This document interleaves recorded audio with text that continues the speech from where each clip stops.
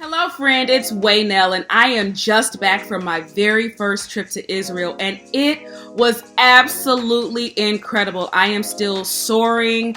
I'm still soaking, and yes, I'm actually trying to get myself readjusted still back to our time zone, but it was indeed the trip of a lifetime, and I am still so moved by the opportunity to go, and I know that I'll be reflecting for the next several months. But in the meantime, I wanted to, while things were still fresh on my mind, make sure that I am sharing my experience and paying it forward to others. So I don't know if you're on this video because we're already friends. And if that's you, hey friend, hey. Or maybe you're someone who is preparing for your own first trip to Israel. And I want to be a part of helping you feel really strong about your trip and in your preparation. Now, I'm no expert, but at this point, I can tell you the things that worked well, the things that I would have done differently. And as a matter of fact, I go back to Israel again next month. So there are some things that I will do different, even in my own packing and preparation. So this video today is all about packing with me for Israel. Now, along the journey, I was videoing and I had other video clips done for me so that I could come back and capture this all. It takes a lot to edit and everything while you're on the move. So I just wanted to have the footage to come back and share with you. So again, you're going to pack with me today.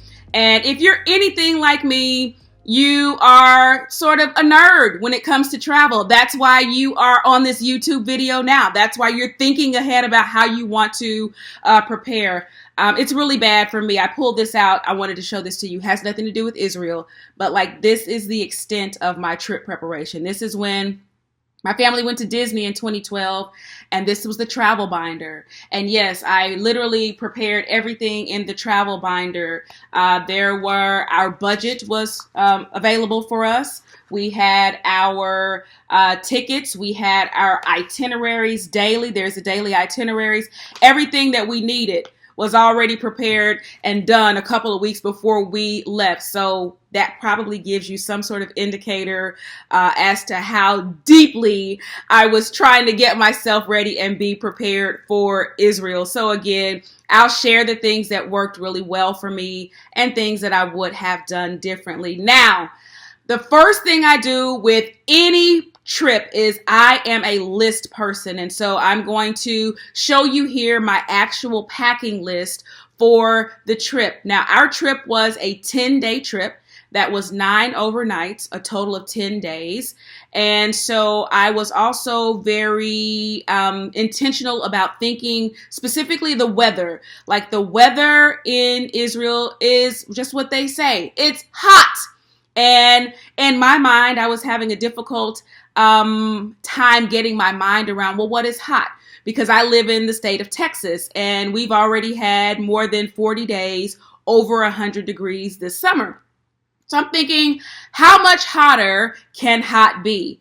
The answer is less about the temperature, but you need to think about the fact that there will be sunlight bearing directly down on your skin, and that is the hot that you just cannot explain. So you'll want to think about that as you are selecting the things that you'll want to wear. You want material that is breathable, things that are, or ladies, sort of flowy, but also be careful because I learned that there are breezes in Israel, and so sometimes the flowy can pick up your skirt and you want to make sure that maybe you have something underneath. So for our 10-day trip, I had, of course, my travel clothes on both ends.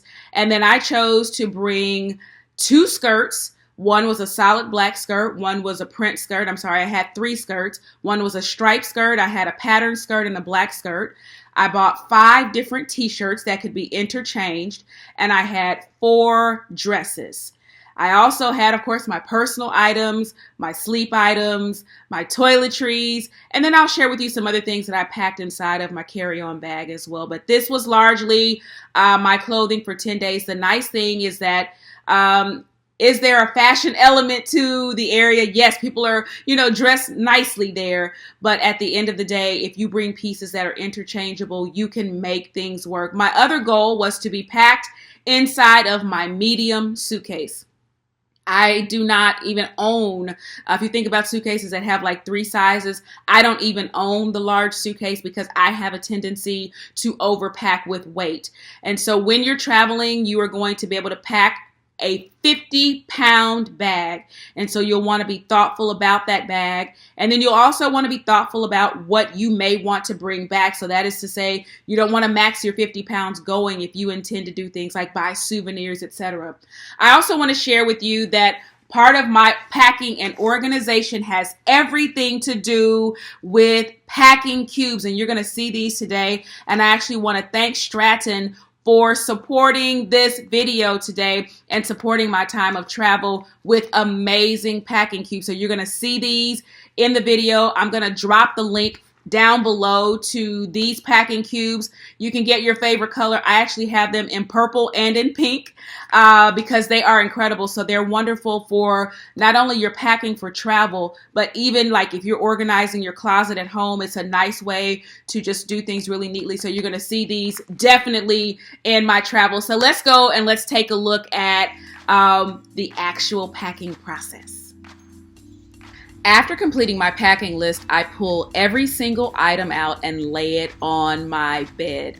I have to see everything. I have to touch it. And yes, I use my packing list as a true checklist. This lets me know that I have everything that I need. And I literally approach it by thinking about my daily routine. So it takes me a couple of days to do my packing list because I am literally looking at my routine every single day. Israel's a long way from home not to have the things that you need.